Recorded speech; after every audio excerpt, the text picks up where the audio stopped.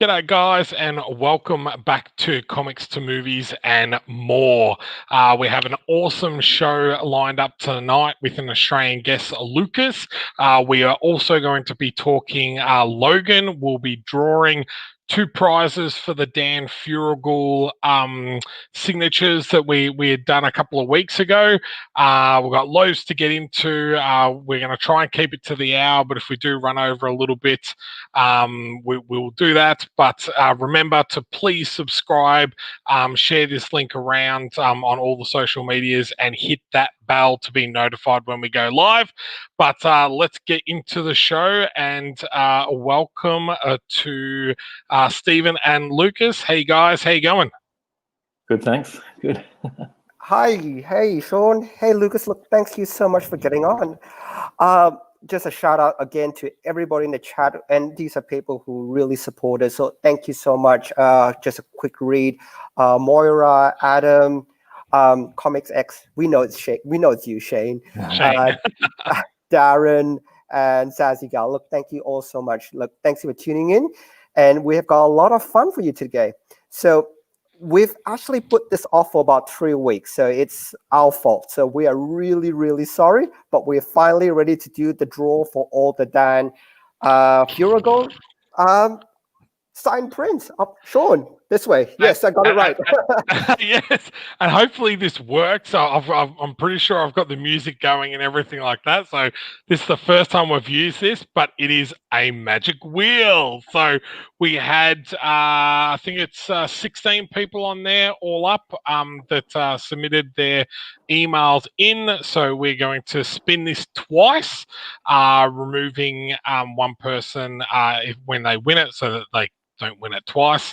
And I have all of their emails, so I'll contact them, whoever wins, and we will send this off. Well, quickly before I do that, I'll just show you we've got some beautiful signed photos of Dan. So he's looking very, very handsome and that there. So I'm sure everyone's going to love that. But let's get into this and see who's going to win. Spin.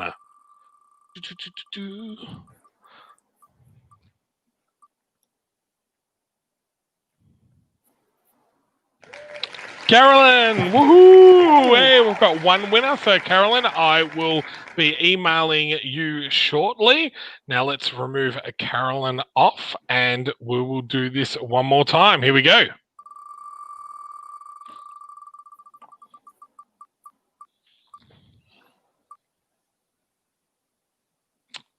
Tess, Mary, and Cody. Yes, I will message you. There was 3 names on the email, so I wasn't sure whether it was Tess, Mary, or Cody that submitted the entry there. But whoever wants that, they can fight over that. So thank you very much to everyone that came on for that show. It's been a really popular one.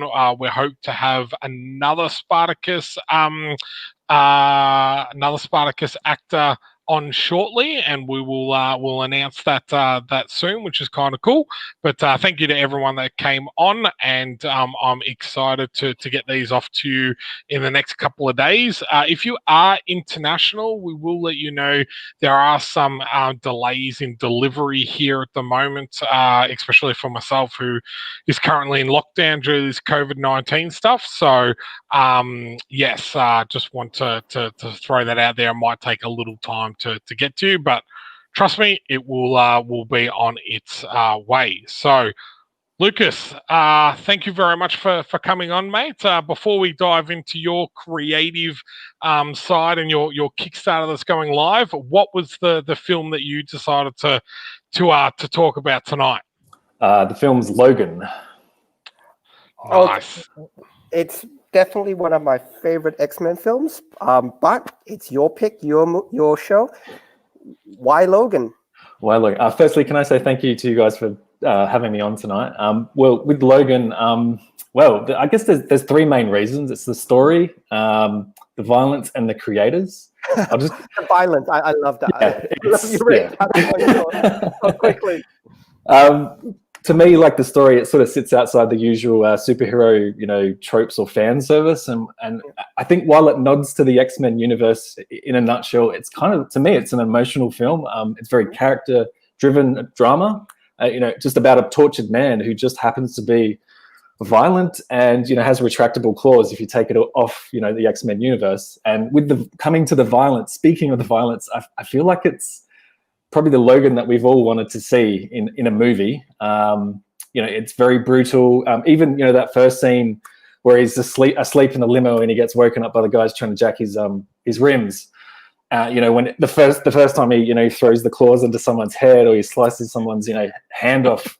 It's like, holy geez, we're in for a ride here, and it sort of sets the tone straight up. So I love that about that. It's no bars in that respect. And I guess lastly, the creators, James Mangold, he's a director that I look up to as a filmmaker.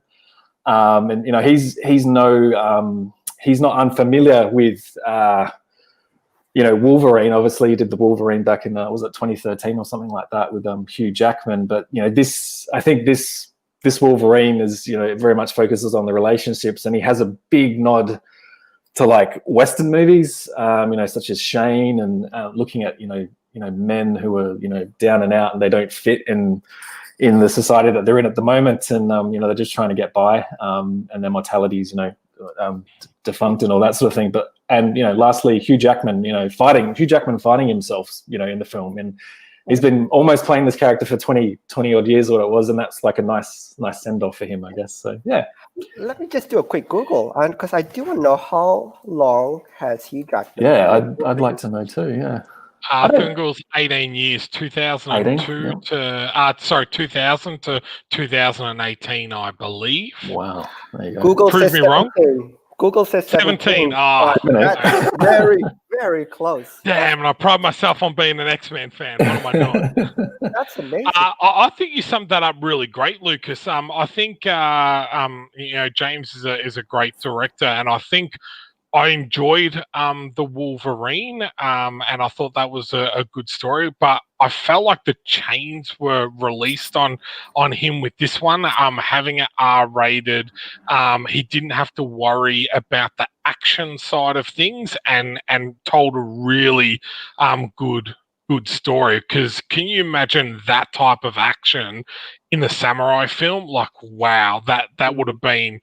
The Wolverine would have been just on another level. But I think having that whole part just taken out of it, and he can kill and do whatever he can do without having to justify anything. It really let him tell a great story. And I watched this again, and Moira, who's always on the chat, said, it's quite sad. And now having a daughter, like I see that film in a completely different light, and it really affects me a lot more than I like any other type of film has, because that he does play that whole father role to her, that sacrificing role and everything like that, and being a stay-at-home dad with my little girl, like rewatching it, I was like, I didn't reach for the tissues, but I tell you, I had them there just in case.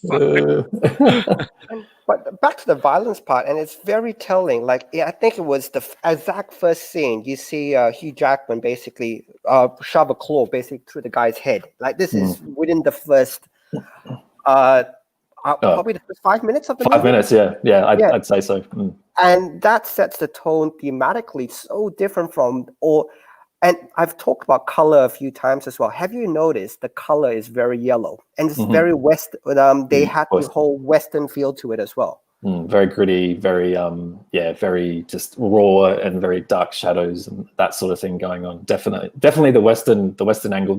I think even this. I watched it last night, and even I know I didn't pick this up when I watched it ages ago, but there was little hints in the score to Western sort of scores that they made back in the day. It was a little bit of a little subtle hint there. Even the characters had a play on that. I think Patrick Stewart mentioned it a few times as well. Not Patrick Stewart as Patrick Stewart, but Professor X. He also mentioned him. Yeah. And the character development, I think, on this was very, very important because you had that younger daughter, which was basically the catalyst event for Logan. You know, he can't maintain his, you know, he had the silly dream of, I'm going to buy a boat and just sail the rest of the world. And then when he realized he couldn't do that anymore, it changed that all really. His character developed probably the most in that movie.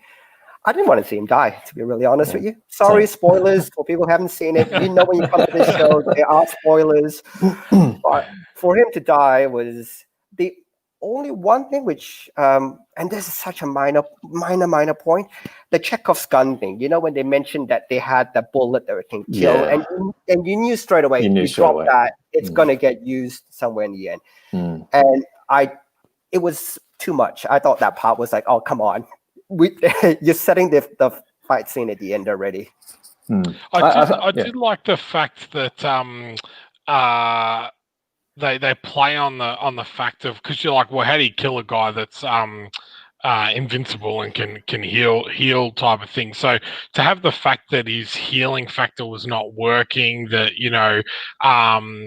he's probably able to get drunk, especially in that scene, type of thing, because all the other scenes is him drinking. He's like, I can't even get drunk because of my metabolism. So I thought those subtle things, if you're a big fan into the X-Men, I really noticed those little tweaks that they did, and I was like, that really set this movie apart. I'm still, my favorite one is still Days of Future Past. I'm just big fan of that, tying it all together, and then the fight scene at the end. I do enjoy the road cut. If you haven't seen that, definitely see the road cut. It's absolutely fantastic and gives another nod to the relationship between Rogue and Iceman in that series. But yeah, I don't think they did much wrong with this film. There's not too much where I'm like, the bullet. I tend to agree with that, but other than that, I loved the music. I loved the cinematography of it. I loved that they had a Spartacus actor in it. So they had Stephen Dunley, who's he was one of the bad guys around the car scene and everything like that, which is cool, being a Spartacus fan.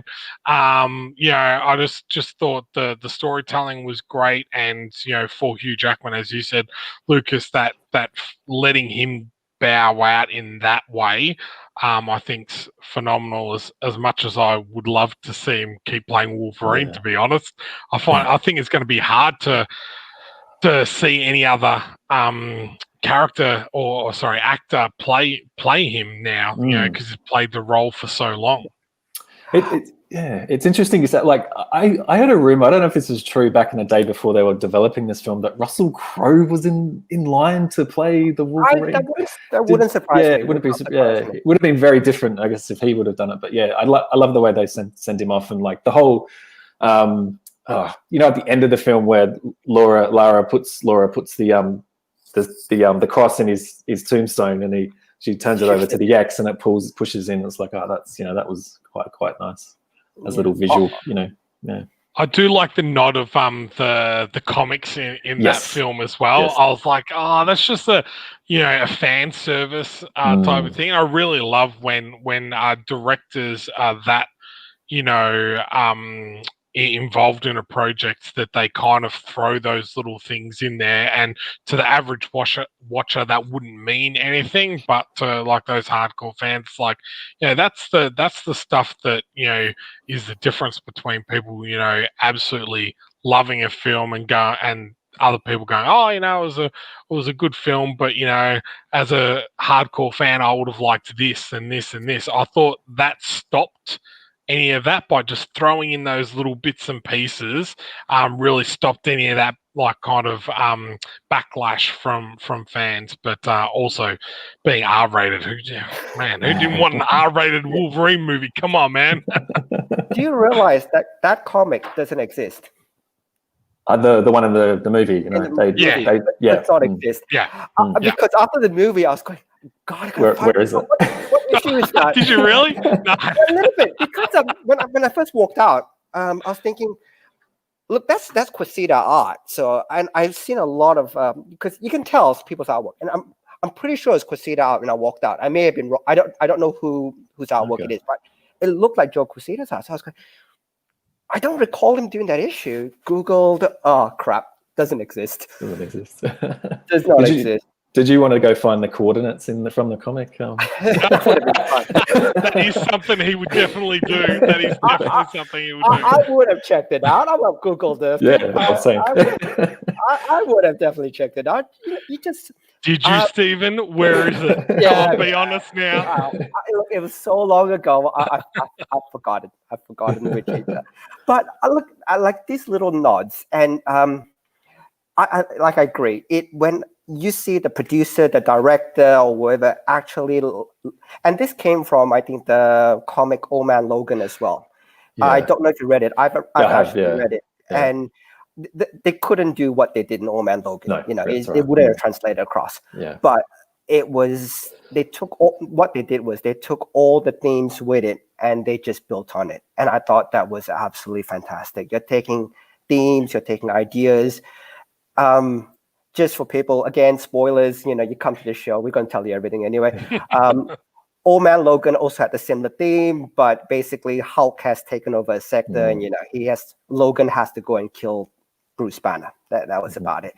But thematically, it's actually very similar because he doesn't want to fight anymore, and all the rest of it. So look, I loved it. I think as far as Patrick Stewart goes as well, man, he's easily one of my absolute favorite actors, and to see both him and Hugh Jackman bow out in this type of movie, it's look, for example, the last, and Sean, please don't hate me on this one, the last X-Men movie was rubbish, and to see Apocalypse.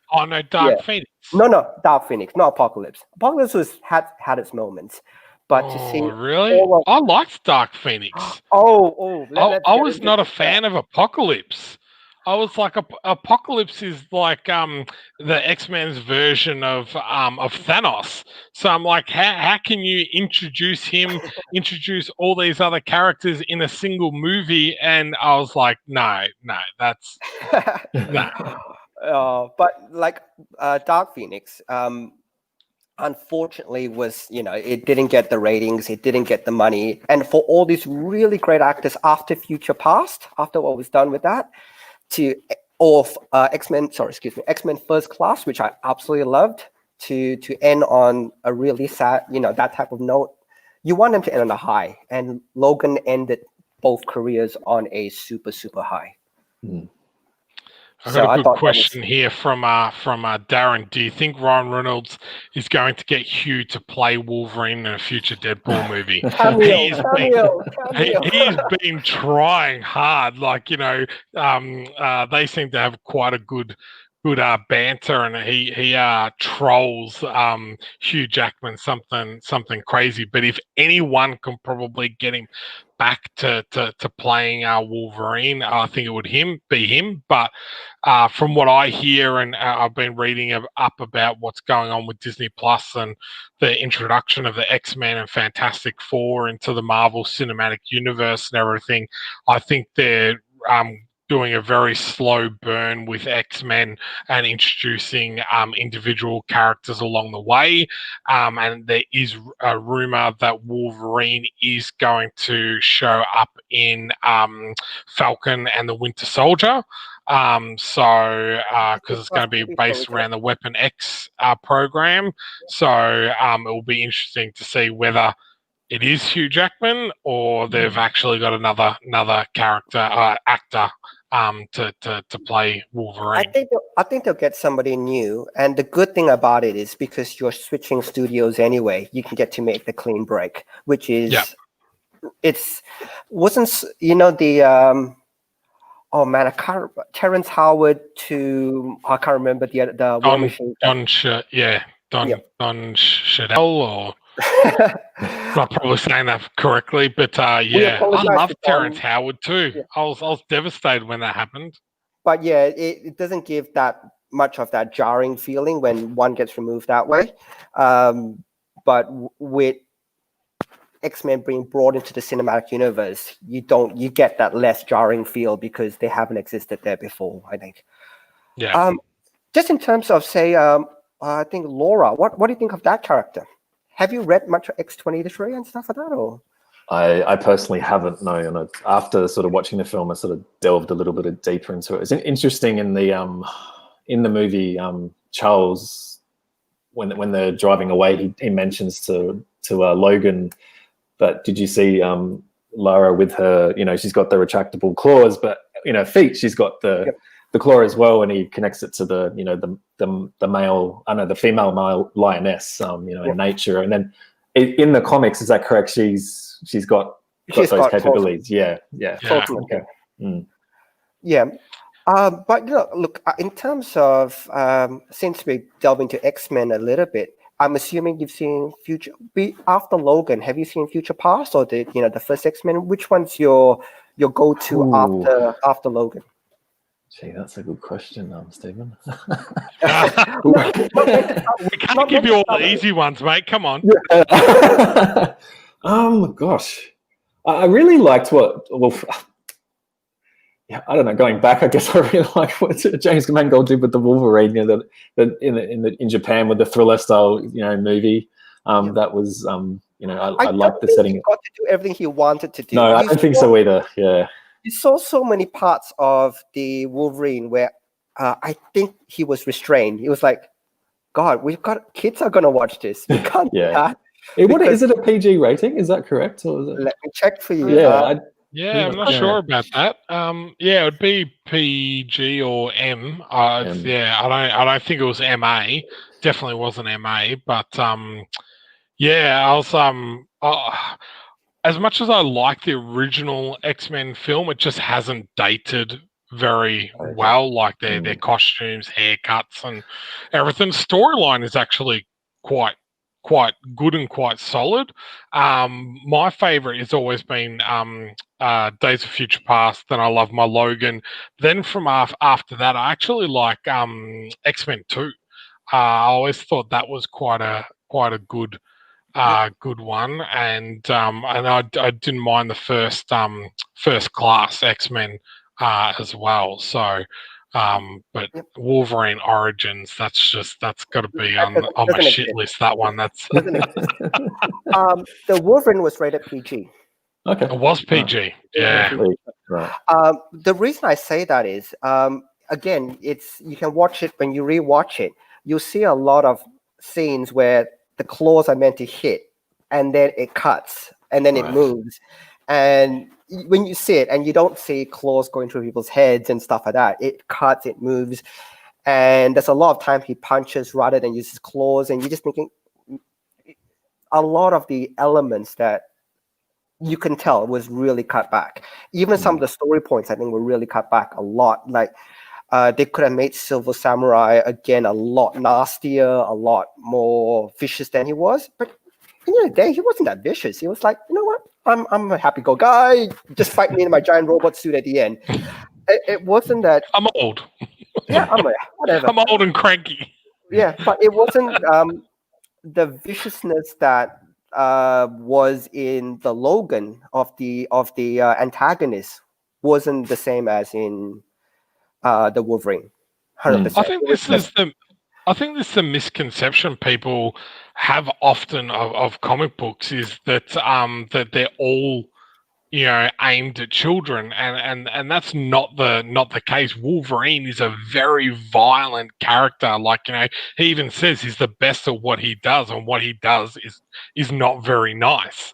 Type of thing, and like Deadpool, and it took Logan and Deadpool to really break that barrier to show people, that an R-rated film like this can be made. Now, I do know that there was an R-rated Dolph Lundgren Punisher movie prior to that, but a guy that goes around using guns is a much easier sell as an R-rated movie than Wolverine or probably Deadpool was to begin with. So, again, I think this is one film that will also stand the test of time. You know, watched it again this week after you selected this one, Lucas, and you know, I enjoyed it just as much, probably even a little bit more this time around than the first time I watched it. And I don't think there's a lot of films that I do that with. Like, you know, I'll be like, oh, I know this is coming and type of thing. But this one, I really kind of got You just get into it. lost in Really it. affected me. Yeah. So.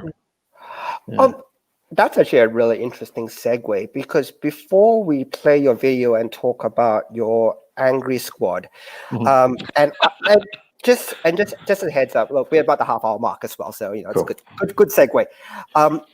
I have read your campaign, and and just for people on the chat and stuff, I actually haven't talked to Lucas about this, and I wanted to spring it a little bit on the spot, Lucas. It's not a bad you guys.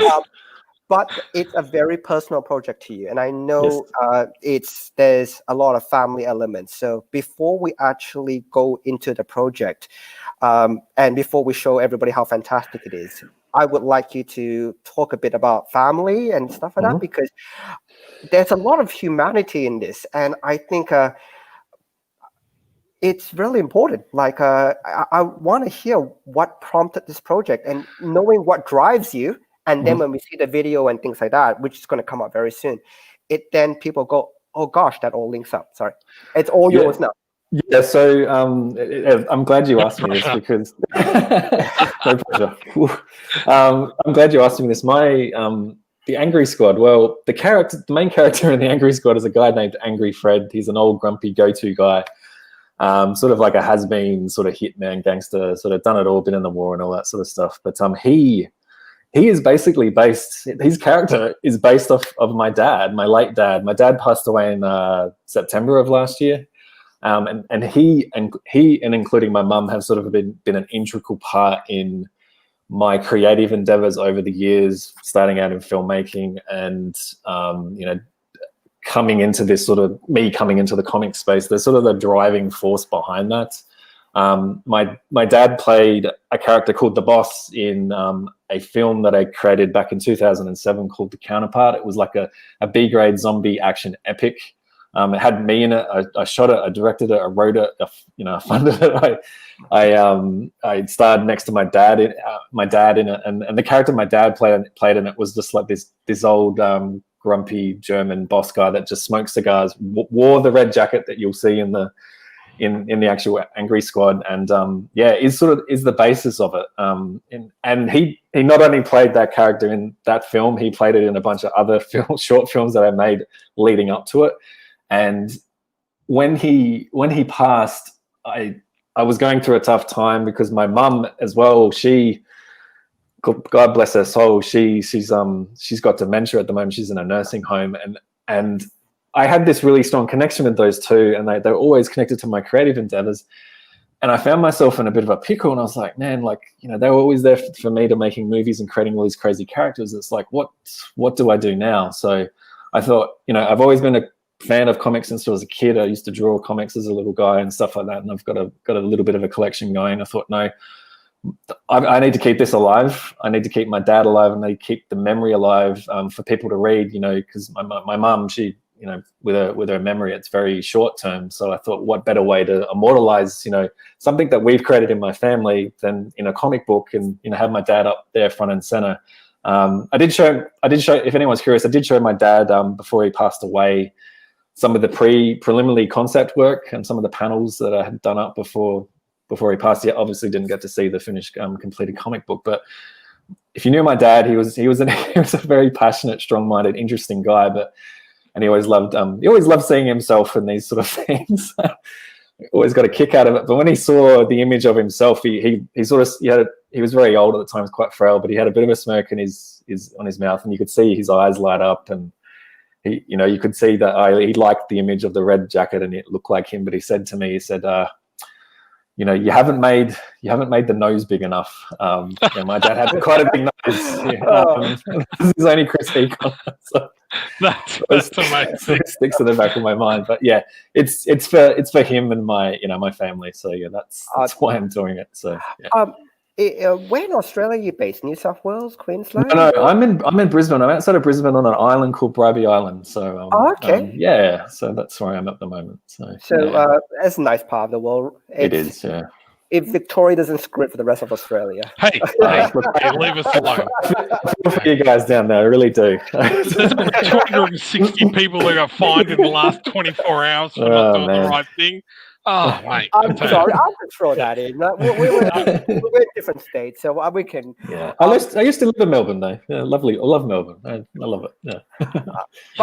Why does everyone say it like that? Yeah, love Melbourne. Yeah, Melbourne's all right. They're like that second cousin that's got the two heads, and that's Tasmania. Oh look, but Tasmania. Sorry. But one of the reasons is I just want to make the comment, like it's always really good and to see more Australians. And I know you're a first-time creator as well, so it's really, really good to see first-time Australian creators do this. As you probably realize, unfortunately, the industry in Australia is not the same as in Japan, or the same as in Asia, or the same as in basically anywhere else in the world. And I think it's a little bit sad that there isn't that props it up. Like in Japan, there are literally schools teaching you how to draw manga and all the rest of it. Whether you want to go into anime, manga, there are schools which teach you that. And there's multiple of those schools. In France, similarly, in the US, you have like the Joe Cupboard schools. You have very specific, specialized places where you can actually learn your craft. And it's a bit tough. And honestly, it's all props to you and any creators that's out there to actually take up the mantle and go, hey, you know what? I'm going to give it a go. So that's why our show is still a bit Australian focused. If any Australian creator wants to come on, we make the time for it because it is tough. And whatever we can do to help promote it, we will. Can I just say before more sorry, yeah, I was going to say just that what makes this even more impressive is when there isn't a clear avenue to do these type of things, and then you go out and you're kind of feeling your own way and you're doing all this stuff by yourself. When you have such a strong connection and a story like yours, it's really impressive to see people go out and do these type of projects. So, kudos to you, mate, in regards to putting yourself out there and doing something like this. So we're going to play your video for the people who haven't seen it. And Sean, over to you. Let's check it out. Did you want to say something before I jump in, Lucas?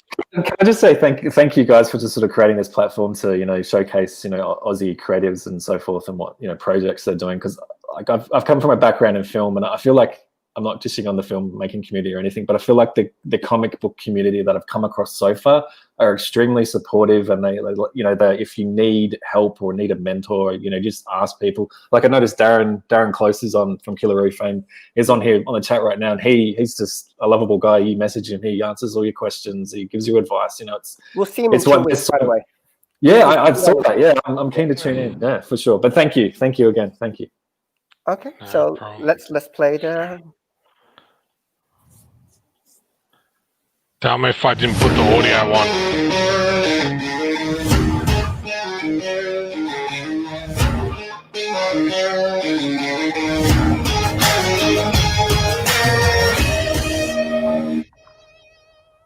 Hi, my name is Lucas Scheffel.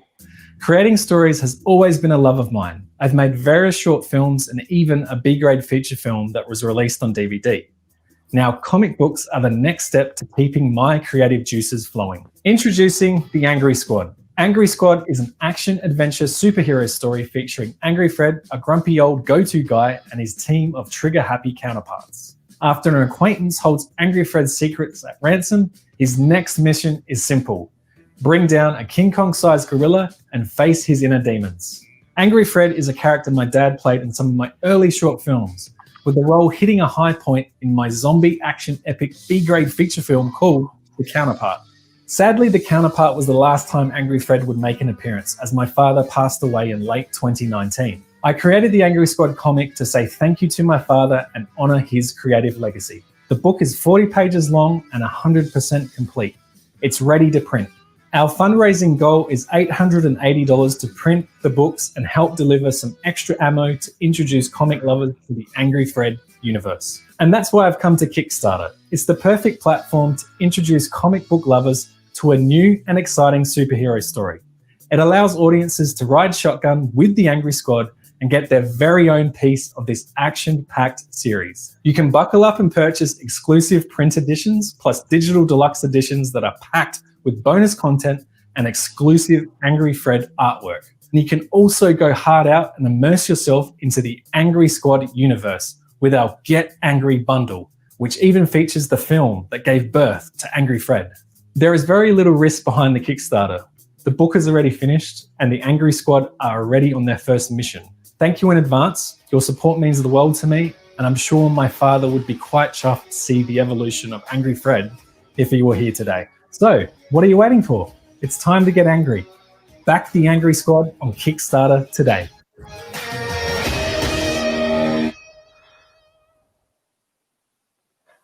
Dan, that is a great Kickstarter video. So if you are on the chat at the moment, we have put the link in the comments as well as under the description in under YouTube.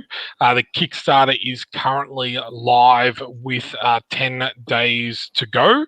It's been great to see that they're already past the $880. So this is definitely going to be made. But as you know, with any indie creator, the more support that we get, the more we're able to do, create more, and go on and do more stuff. So please jump on and check it out. And I'll throw it over to you, Stephen, to ask some questions, and I'll go through the page.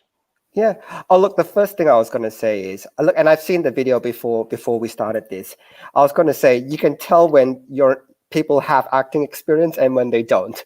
Like, you should see the horrible stuff videos we put out, and it's like, wow, you're articulate. You're not mincing words. You're not having to go refilm stuff.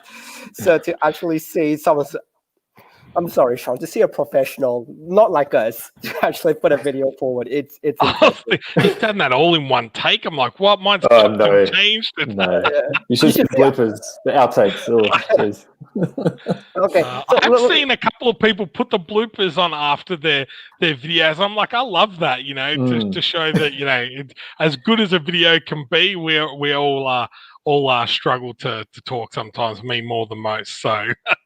Okay, so the link's in the chat, and let's run through. So look, that's an awesome looking cover. Let's tell us about your creative team. So who did you get to, or is that further down, or do we just want to work our way down? I can talk about that now. Yeah, so Nikita Vasilchuk, he's like the main creator who's done all the artwork inside the book. I've been working with Nikita for quite some time, for a few years now. He used to help me. I started out getting him to help me create film concept artwork for some films that I was developing.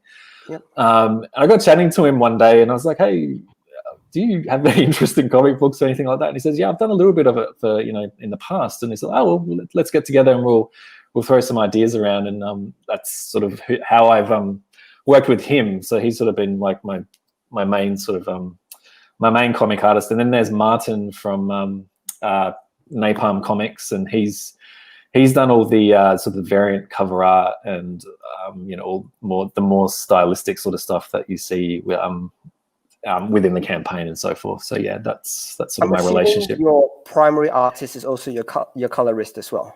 Yes, that's correct. Yes. Okay. Yeah, he's basically done the inking and the coloring on that. So okay, yeah. That's fine. So let's go to the top. I just want to check with you. So tell us the story. And look, you've got gorillas, you've got beautiful women. What's the story about? Okay, so it's a zany, high gloss popcorn-like story that's ultimately fun. It's sort of like, a sort of a bit of an escapism type thing.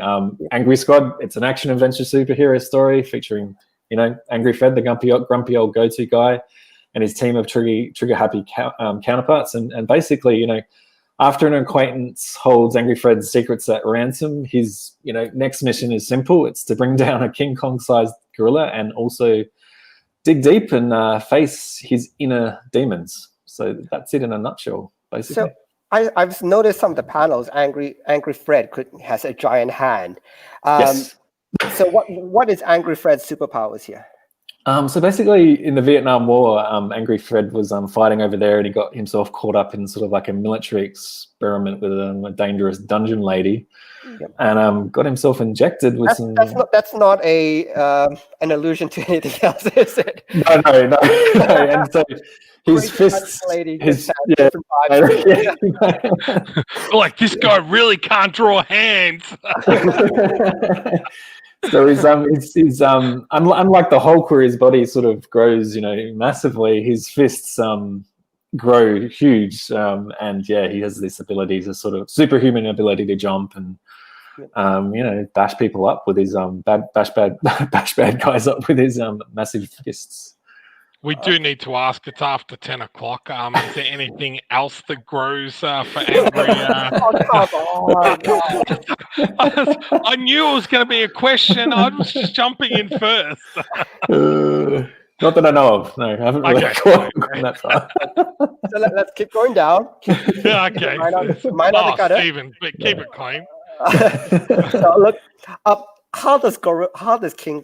Is it King Kong or is it just a generic? No, it's not just a King Kong sized gorilla. It's like a King Kong-esque gorilla. How does a gorilla come to the story? I love all these zany adventures, but how did you write a gorilla into the story? So one of Angry Fred's acquaintances, Mama C, she has been doing some dodgy dealings with some dodgy guys, and she's put some money where she shouldn't have, and this crazy experiment has happened that's unleashed these animals of large proportion that are controlled by some sort of controlling unit, and one of these things gets loose and goes on the prowl, and then so she enlists Angry Fred to come help her take this gorilla down, because Angry Fred, she's holding some secrets ransom against Angry Fred, and so Angry Fred basically reluctantly goes on the mission, and then he recruits 2 hit women that he knows who also possess. Yes, those 2. Yep, Loud Lily and Little Marie. These are characters that come from the B-grade feature film I made with my dad. So that's where. Which one's Lily? Which one's Lily? The blonde or the brunette? The blonde is Loud Lily, and the brunette is Little Marie. So Loud Lily, she has the ability to scream quite loud, and earth-shattering screams. Be honest. This is actually based on my wife. Actually, she originally played the character in the film. No, she's. You realize this is being stored in YouTube, which means your wife can Google this and she can watch you. She's actually tuning in right now. So she's fine with this, because this is the character that I based this character off of her, so from the film. So. we just care about your marriage, No, it's fine. You're a braver man than me, mate. A braver man than me. We've gone through much more worse. The last thing we want is suddenly we get this. I get a message from you going, dude, the campaign's over. Can I crash you a couple of weeks? Because you know what? Stretch goal. I need to get rent for the apartment that I'll now be staying in. Oh my god! This is what Lucas. This is what I love about the show, mate. Yep. This is what I love about the show, and this is the amazing people that come on all the time, and the support that they get. So that's really cool. So okay, let me keep going down. So what are some of the rewards? So wait. We were still talking about Lily and the other person. Sorry. Little Marie. Yeah, so Little Marie is sort of a mercenary type lady who's been everywhere and anything, where killing around the world. Not much is known about her, but her you're gonna love this. Her superhero ability is to sort of shrink to the size of like Ant-Man or something like that, and go to places that the other guys can't. So yeah. Awesome. Yeah. Is this, and this is just, is this a once-off issue, or are you planning to make Angry Squad 2, 3, 4, issue Well, 100? at the moment, this was sort of to get my feet wet, so to speak, to sort of experience the whole Kickstarter platform and the comic book platform as well. My next project is going to be very darker and a bit more grittier in the style of, it's like the Logan movie, and I'm going to take the Angry Fred character, make him a bit more grittier and darker. It's set it in Melbourne, in Victoria, and he's going to be like an old go-to guy there that goes and cleans up after people. And grimy down here, sorry. I shouldn't be talking like this with everything that's going down there right now, but no, he's like a cleaner that goes into, like, when some hitmen have done some stuff in a house, and he goes and he cleans up. But the interesting thing about this, I'm going to tie in some sort of backstory from my own personal family. Is he's going to be suffering from Alzheimer's and dementia, so he's going to. Yeah, so it's like a hitman who's losing his mind. So yeah, I'm going to take it on that level. So, but the Angry Squad will return. Most definitely, they will. Yeah. So let's go back to your campaign. I want to make sure we run through all your campaigns so that you get as much as we can. And look, we've only got like 10 minutes left, and we wrap up pretty quickly. So we also want to make sure that. So look, it looks like you have a couple of really, really good stretch goals. Mm-hmm. So if, let's say, somebody wants to come in to get a physical copy of the book, what's the pledge level that you would recommend? Is there a physical copy pledge level? I think at the $55 pledge level, it's you get both of the copies. You get the standard variant cover. The standard cover, the variant cover. You get like a limited edition Angry Fred print signed by me. The deluxe digital versions, and obviously an Angry Squad theme song that I got commissioned up by a session guitarist that I know as well. So that's at a sort of a base level, sort of to get get wet, so to speak. And you get And it looks like you guys have lots of really great packs, and it looks like lots of really, really cool rewards. The reward that probably is the most interesting to me was the Lego figure. I don't see many of those rewards that come out as Lego figures. No, yeah. So how did you get that one sorted? Well, originally when I was just writing the books and getting all the artwork through, I was like, I want to make my own figurine. And then I went down a rabbit hole on Alibaba and talked to all these Chinese suppliers.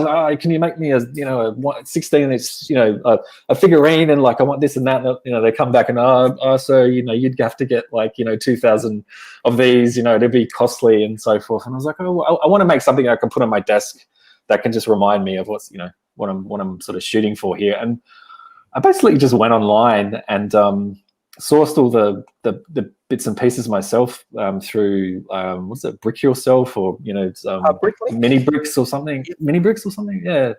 Online, yeah. And I think it was something like that, and I just sourced the pieces myself and put it together. And I'm like, that I think what he's holding there is meant to be a cigar, but I think it's like a Harry Potter wand or something like that. That's the beauty of Lego. Lego actually encourages you to use pieces, not for the intended purposes. So which is that's good. Very encouraged. No, I thought it looked really, really cool. Guys, it's actually all original Lego as well for any Lego aficionados who don't like the bootleg stuff. It's all real Lego. So just subtle hint there. So let's keep sliding down through. So look, these are the ones I always like. Join the team. They're both. There was only 2 of those available. They've been snapped up, which is that's really good. Fantastic. So it made me happy. Yeah. And you've shown... this is what I found interesting. What made you pretty much like give away the whole book? I've never actually seen that before, and I actually thought that was quite a good idea. It's completed. People can see that it's completed, so it gives you definitely confidence that you're like, I tell you what, this guy's not just going, it's completed, and then later you're like, I still have 10 pages to go or whatever. You can clearly see that the whole book is done, so on and so forth. So what was your thinking behind that? It was exactly what you just said there, Sean. It was to basically give people the confidence and, like, you know, give some sort of credibility that this book is finished, and if you back it, you're guaranteed to get, and this is what you get. Yeah, that was basically it, and I guess it gives people a visual representation of what, you know, what they're going to you know, receive as well. So yeah. Yeah, fantastic. Oh, look, and I think we're hitting close to, I think we're about 50 minutes now. Look, is there, before we do all the wrap up, is there any last thing you want to do to appeal to the people to say, hey, look, check my book out? Or what makes your book stand out, say, from the hundreds of Kickstarters that are currently sitting up there? Oh geez, I don't know if there are a lot of great creators out there that, you know, have got a lot of amazing books and stuff, but you know, I like I said earlier, I came into this to create a book that was very close to me, and it was very personal, and, you know, I wanted to share it to the world and give it a go and give it a crack. And if you know, anyone out there that's interested in, you know, following, you know, from this book, you know, my journey forward, there's going to be more interesting stories that will, you know, pull from my family's experience and, you know, where I'm coming from. So yeah, I've funded, you know, I've gone over my funding goal, and any extra bit of, you know, funding from here on is a bonus for me, and I'm really, really appreciative of all the, you know, the support that I've you know, garnered so far. So yeah, thank you. One last question from Adam. He's just basically asking for the visual, the tone of the show, and I mean, not the show, the tone of the comic, which, like you said, it's zany fun. It's the gorillas. It's Loud Lily. It's a fun book. Yes. He mentioned, you mentioned your dad was one element of it. Where did you pick up the other elements from? So basically, you know, as a kid, I grew up with a lot of films, like, you know, I can name like Gremlins, Indiana Jones, you know, Back to the Future, films that, you know, when heroes kind of had balls, I think, back in the day, and, you know, everything was very careful, just. Be careful. I'm going down that. Well, it's after 10 o'clock, isn't it? We might still get struck on YouTube. So okay. Films that, you know, they had heart, they were glossy, and they were like full of adventure, full of action, and you just felt, you know, you could sit down on a Saturday afternoon and watch them, and they evoked that feeling, and that's sort of where I'm deriving a lot of this from for the comic book. So yeah, that's pretty much that in a nutshell, I'd say. Fantastic. And look, thanks very much for coming on. And look, I'm glad we actually got to do the competition today. That's our side thing, but look, I'm really glad. That's from me. That's from Lucas. Anything from you, Sean, before we close it all up? Well, if anyone's got any last questions, just quickly pop that in if you do have a question, and we'll get to those. I was just going to say, Lucas, like, I love the fact that you've used family members and that type of stuff. Like, my main villain off in XCT, I don't even think I've really said this to anyone, is actually based off my father-in-law. So nice. and I even used his full name. Oh wow! So I didn't even hide the fact of who he was, type of thing. But he's a very distinct looking guy.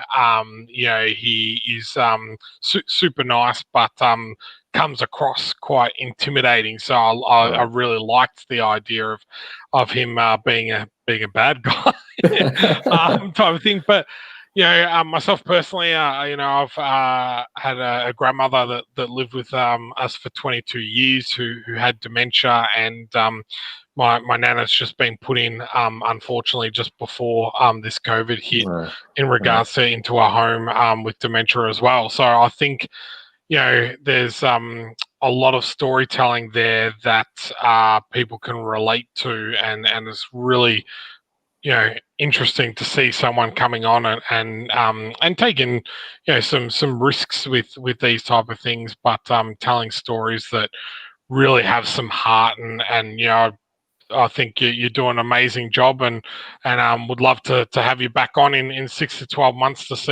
see where your creative career has gone from here. Thank you, guys. No, thank you. I totally agree with everything you're saying there, Sean. That's great. Thank And you. thank you everybody for tuning in. And we will check in next week. We've got New Zealander next week, and then we've got Darren back to Australia. So we're crossing the Tasman, and then we're coming back in. So And have a tune nice in night. because I have something exciting to announce next week. So make sure you tune in. It is very cool, and yes, got a lot of things in the works. So tune in next week. It is going to be exciting. Thank you again, Lucas. Remember to subscribe, hit that notification bell, and thank you again, guys, for tuning in. See ya. Thanks, guys.